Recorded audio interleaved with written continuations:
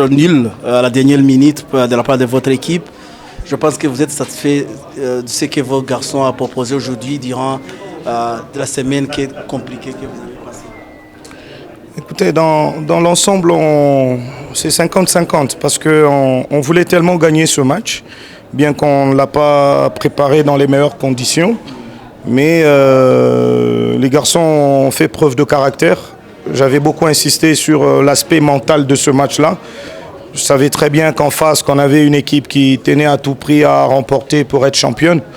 Mais nous aussi, il y avait quand même un honneur à sauver. Ce n'est pas sur notre cadavre qu'ils allaient passer pour soulever leur trophée.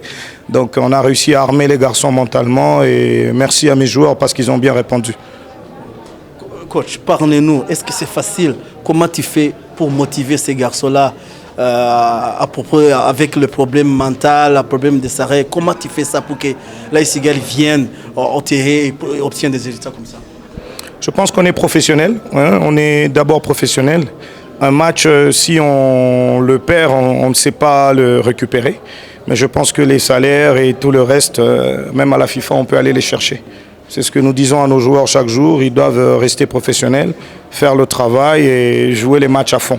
Pour le moment, ça va, ils nous écoutent, bien que par moments, c'est un peu difficile.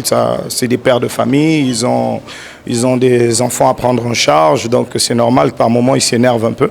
Mais dans l'ensemble, nous réussissons à leur faire comprendre qu'il faut rester professionnel, faire le travail. Et le salaire, même après 5 ans, on peut aller le chercher à la FIFA. 3 séances, mauvaise préparation, sans jouer un rôle dans son match. On a repris directement, on est allé à l'essentiel.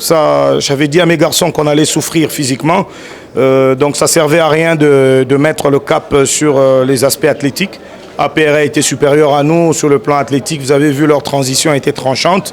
Nous, on a mis l'accent sur l'aspect tactique. Vous avez vu qu'on leur a posé beaucoup de problèmes, surtout en début de match.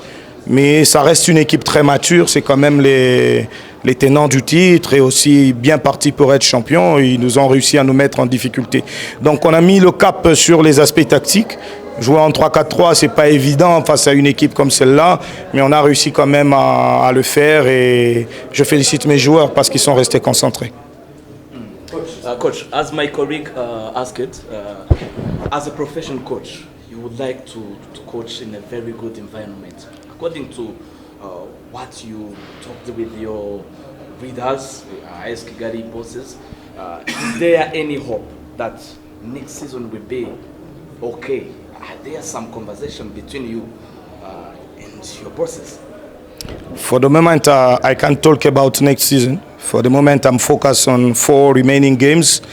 So when we will finish those 4 games, we will try to talk with them and then I can come back to answer to that question. For the moment, I'm just thinking on 4 remaining games. Coach, ça fait à peu près 4 à 5 matchs que vous êtes ici avec la BLFC et vous êtes toujours là. Dit-on que vous êtes une bête noire de la BLFC? APR, c'est une grande équipe. Hein. Faut pas l'oublier, c'est le tenant du titre, c'est une équipe qui a de l'aura dans la région.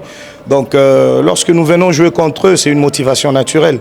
C'est pareil que jouer contre Yanga, jouer contre Simba. Donc quand vous jouez contre ces équipes-là, il faut essayer de vous montrer.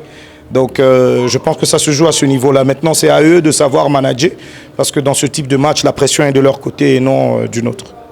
C'est une équipe au niveau africain qui peut conquérir au niveau des Champions League, Confederation Cup, comme les Simba Yanga. C'est vrai qu'il y a encore un petit cap à franchir, mais ça reste une grande équipe, c'est des petits réglages à faire. Ils ont des bons administrateurs, ils ont des bons entraîneurs et des bons joueurs.